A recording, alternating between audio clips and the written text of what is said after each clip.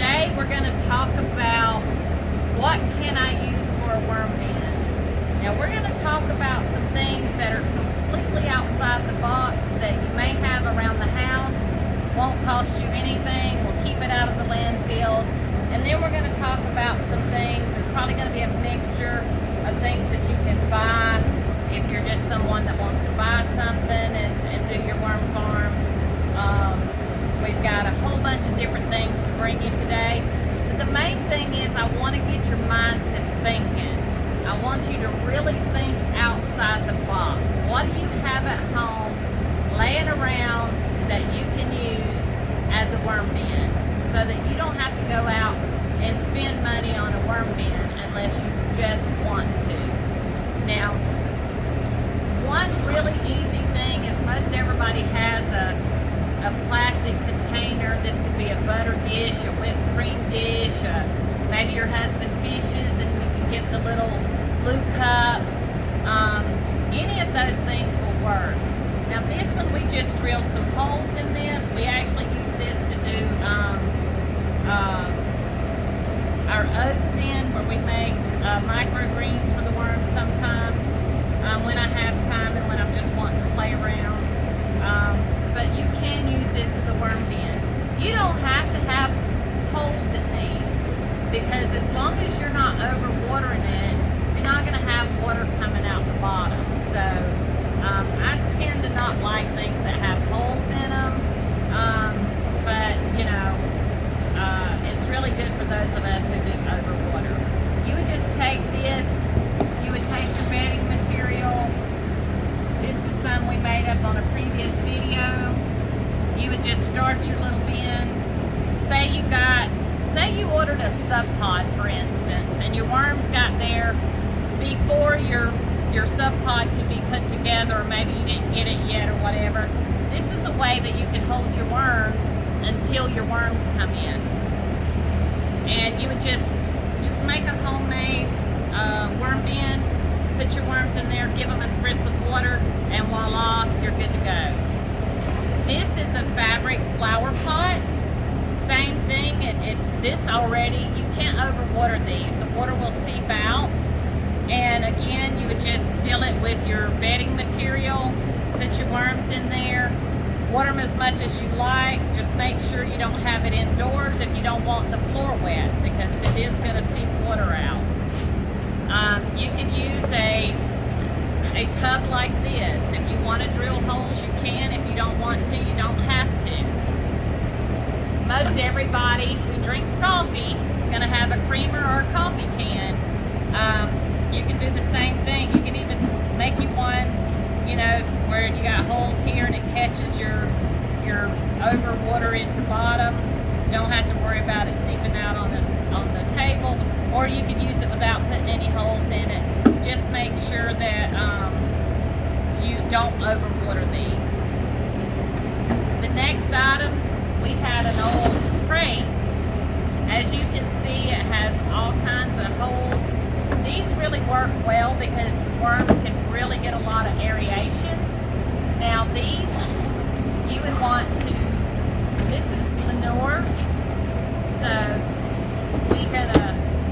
we're gonna start this bed with about 3-4 inches of manure and wet that down. Again, that water's gonna seep out. You're gonna be like, Samantha, my worms are gonna crawl away.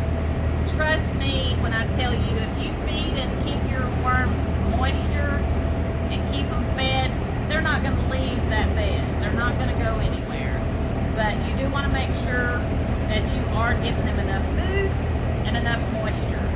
So this makes a really great worm bin. Now I just happen to have this. I don't even know where I got it from. I had it laying around. So I have used that actually back when we were at home and was starting our worm farm, and I was looking for any and everything to put a worm in. So these are some old nursery pots that I had when I used to propagate plants. But I think these are kind of the same system on your 360. They're just stackable.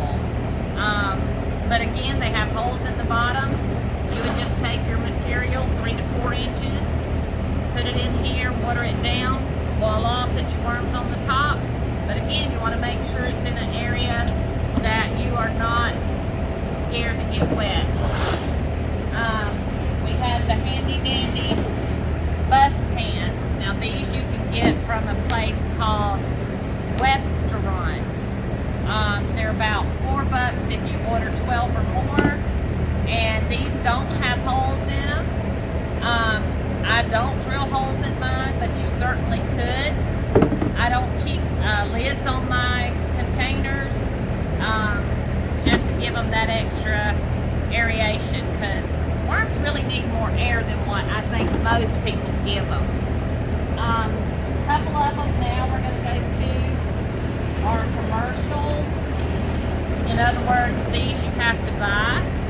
This little handy dandy one is from our good friends at the Worm Bucket. And what I like about this one here particularly, you have a lot of ports here for air to come in.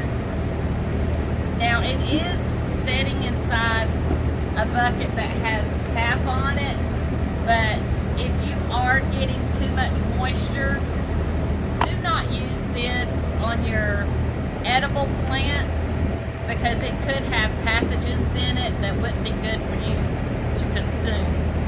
I really like this bin too, because if you're just a 1 or 2 person home composter, you need just a little bit of castings, not a whole lot, or you live in an apartment, this will fit right under your kitchen sink.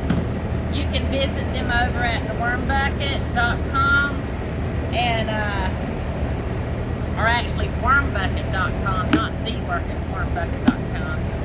But I'll be honest with you, I've really neglected this little worm bin, and because of it having a lid, it does condensate, so it keeps it moist enough. I really just set it and forget it. I feed it once in a while, generally manure.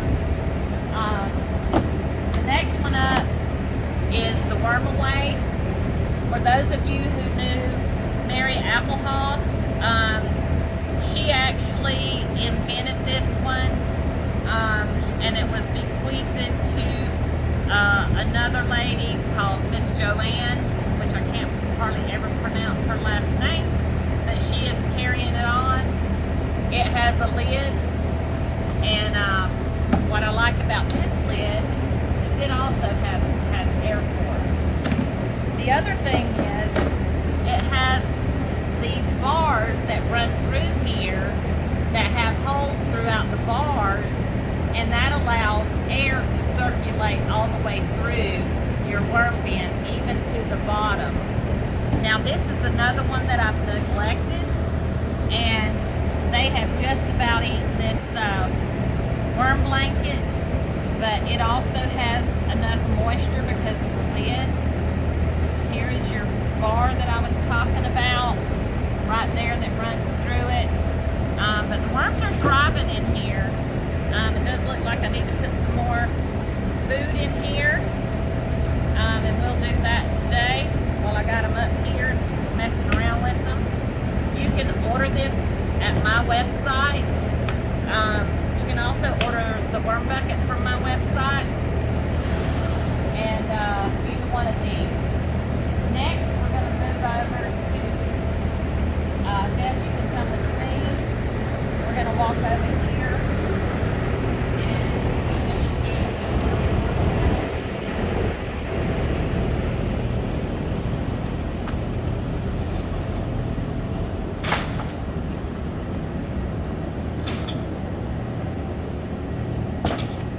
This is the Urban Worm Bag. It's a continuous flow-through bag. I don't have it set up. My zippers got to the point I couldn't unzip them anymore, so I was having to pour it out from the top. It was too heavy for me, so I kind of discontinued the use. They have I don't know what this material is on the inside, but it feels kind of like plastic, and it holds a lot of condensation in here as well. You have 2 zippers at the top. I normally can't zip them up after you've had it a while. They meet in the middle. You have to put a piece of cotton in between there. So I don't use this bin anymore. He has them where Now they have a different bottom that has Velcro, I believe it is. But I have not tried those, so I can't speak for those. Next. Show the bottom. Yeah, you can. The bottom just has a zipper here, but I can't unzip it, so I can't show you how that works. But normally you would just unzip it, then it has a drawstring, and you undo the drawstring and you collect your castings from the bottom. Next up, I'll show you this one.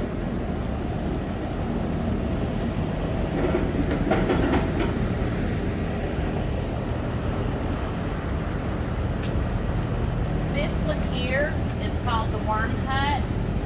I actually have my dear friend Susan Tallnick who made this one and had our logo put on it for us.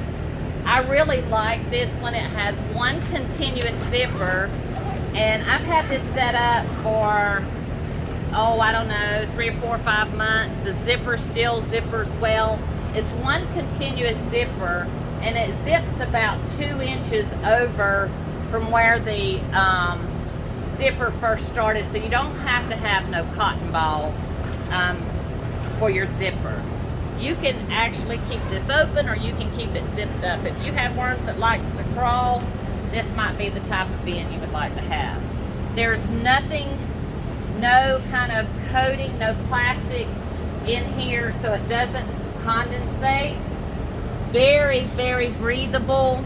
It only has a drawstring at the very bottom, so when you get ready to do your castings, you undo the drawstring and you get your castings from the bottom. You will need a drip pan under there, but the great thing about it is you can't overwater it because that water is going to seep out from the bottom. So I like this bag. I like it a lot, and that's one reason we had our logo put on it, because we really back this bag. It's really nice. Susan Tallnick, Kootenai Farms. Next up, we just had this one. I just did a video on this. This one is called the Hungry Bin. Looks like a trash can. Our good friends from Grooya gifted us this one.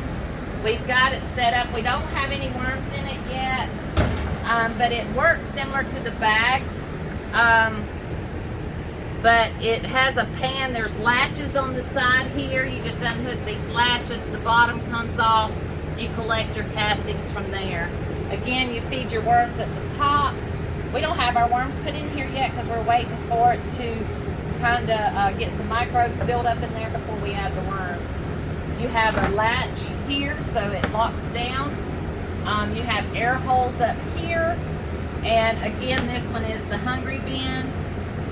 We got ours from Grooya. The other neat thing that I like about this is it's on wheels, so you can move this one if you want to, no matter how full it is, because it's on wheels. You tilt it back and you roll it wherever you want to, where some of the other bags, not as sturdy, can't really move them. So this gives you that option if you're one that wants to move them indoors from the winter. For the winter, you could do that, or if you want to just move them from one room to another, you can do that. Now we're going to go to our beds. I'm going to show you some more options.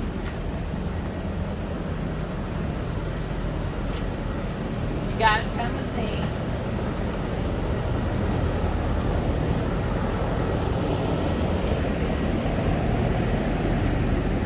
Now, if you look out here, you're going to see these. These are our Baxters. You can get these off of Amazon. If you look down at the bottom of this video, we're going to have a link to Amazon that you can go and purchase these, and we will get a little small commission off of it, so you can help our channel out. It won't cost you anything. Now we have to build the frame that this is on or around, and that helps hold the bag up. And we have about 65 of these bags in total. And by the time you add the PVC, at the time we made these, which has been about a year or two ago, it was about $80 to build one. And just so you can see the inside of the bed, We are now starting to harvest from these. Tyler just fed up today as well, so we rotate the types of feed that we give them. But this is just PVC pipe. I think this is 1/2 inch. You could go with whatever size that you would like to go with. Now to harvest these, it is a little bit of back-breaking work because we use a pitchfork and a wheelbarrow. But those of you who know me know that I'm not afraid of hard work. I tend to do everything kind of on the manual side because I'm running this business as debt-free as I possibly can. And most everything that you see or know about me, I'm 100% debt, well, not 100% debt-free, but I'm debt-free all but my buildings. So one day as we can afford, we will have more machinery, but we have to buy a little bit along and along unless you want to go into a lot of debt because machinery is expensive. All right, then we have, these are fabric. These are actually raised beds that you can use for a garden. So you can use these as a raised bed, which is what they're intended for. But we use them for worm bins because we really like the fact that these have a lot of variation through it. You can't overwater these because the water seeps out. So, and they're inexpensive. So I know the bigger one is like, I think it's $69.99 and $49.99, I believe. Don't quote me on that. They're on our site though. But everything comes with it. Your PVC, your corners. This thing takes about 3 minutes to set up, and you've got a worm bin and you're ready to go. If you want an outdoor worm bed, this is something really inexpensive. And that is delivered, guys. We have free shipping, so that's delivered to your door. We're going to go outside here and show you some of the other things. If you have a compost pile that has already composted and it's not hot, you could add worms to this and then just keep adding, you know, an inch or two at a time, and this would make a great worm bin. And how I know that is because when you set one of these up outside, if you have any worms in your yard, they're going to make it to your compost pile. So if you want to get worms free and you don't care what kind, just set you up a compost bin. This is just leaves and grass and some peanut hulls, some dairy manure. I think there's some gin trash. This is just a bunch of different stuff. We wanted to try and see if we could do a compost bin. But it being outdoors, we have different worms that's come into it, so we didn't want to feed that to our worm. Now out here, for those of you who knew me or watched videos back when we were at home, we used these barrels. And we took these barrels and we cut them in half, and then we put them on these wood stands.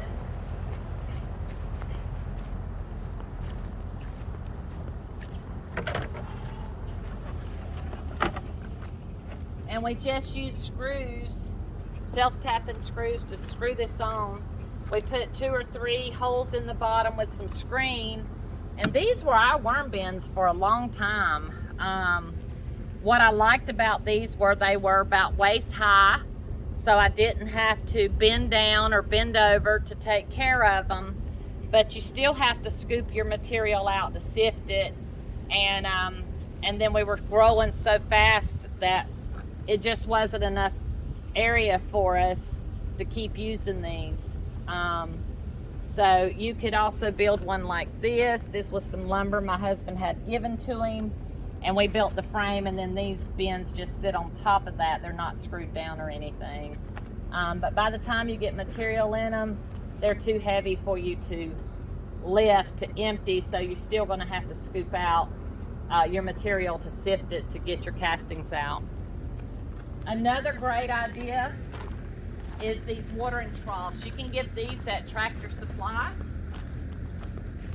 And basically what we did with this one is where they kind of have bellies in them. Deb, if you want to get a close-up up here, you can see each area has a belly in it. So that's where we put the hole, and then we had screens over that. These made really good worm bins. We actually have this particular one outdoors. We're probably going to put some more in there just because of having it sitting out here, but as you all know, we were so busy building everything and all. Now we've got time to come back and do some of those things we haven't had time to do. So that's another item though you would have to purchase. So I really try to bring to you guys things that you don't really have to buy. Deb, if you want to walk with me, that way you could start a worm bin tomorrow without having to go buy anything really. If you have 5-gallon buckets or just the buckets laying around, I would encourage you just to go outside and look in your garage, look in your yard, see what you got laying around that you can make a worm bin. That would make a great worm bin right there. 55-gallon tote, great worm bin. This over here was another type of watering trough. It's just very thick. We use that one for a worm bin. These on the ground actually do have worms in them. We use them for raised beds as well. And I got a beautiful tomato bush over here that was a volunteer. And this was our old garden last year. And I took everything out and threw it over into this, and we had a beautiful tomato bush come up this year in those old castings, and it is loaded. Deb, do you see that? Look at all those tomatoes. This vine, y'all, is just absolutely loaded with tomatoes. Me and Kyler, we pretty well keep them picked off because we eat them every day. Another good idea, this one's probably going to blow your mind. Now see, just looking around at what we have, this is an old drum cut in half the other way. I actually grew potatoes in this, and I actually had it as a worm farm. Here's another type bin. Again, just anything you find laying around, you could use.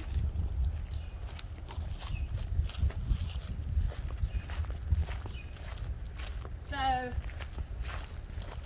know people who have used old tires for their flower bed. You actually could make a fantastic worm bin out of old tires. So if you've got some old tires laying around and you don't know what to do with them, because I don't even think they take them at the dumps anymore, you just put your piece of wire down to keep the moles out, put your tire on top of it, put your material in there, put you some worms, and as you need to expand or you need to, you don't feel like emptying it, add you another tire. Just keep moving your worm bin up, and then when you're ready to harvest it, you just take it down. Great idea. We got an old sink over here. I don't know if you can see that from here, Deb, but you could use that as a worm bin. An old wash machine, an old dryer, an old freezer. I mean, there's just so much stuff I know you guys have just laying around that if you'll just think outside the box, you can use, and you could have an instant worm bin. Especially if you're buying a worm bin and it hasn't came in, you already have your worms and you just don't know what to do. Any of these ideas that I've given you today, you could use. If not, think of your own cardboard box. It'll last a few days. Don't be afraid to try new things, and you'll be amazed at how quickly you can get started with very little money building your worm farm. We did it, you can do it, and then you can build up from there. And if you just want to do it for home, you can grow as big or as small as you want to be for your own needs, or you could do like we did and take it to the next level. And that's what we're doing. We're just using things that we can find that doesn't cost a lot or is free, and we build from there. Until next time, you guys have a wonderful day. Don't forget to like, subscribe, and hit that notification button. Share these videos for us. It doesn't cost you anything, but it helps us. If you want to keep seeing these videos, help us out where it doesn't cost you anything, and it'll help us out. Till next time, you guys have a wonderful day.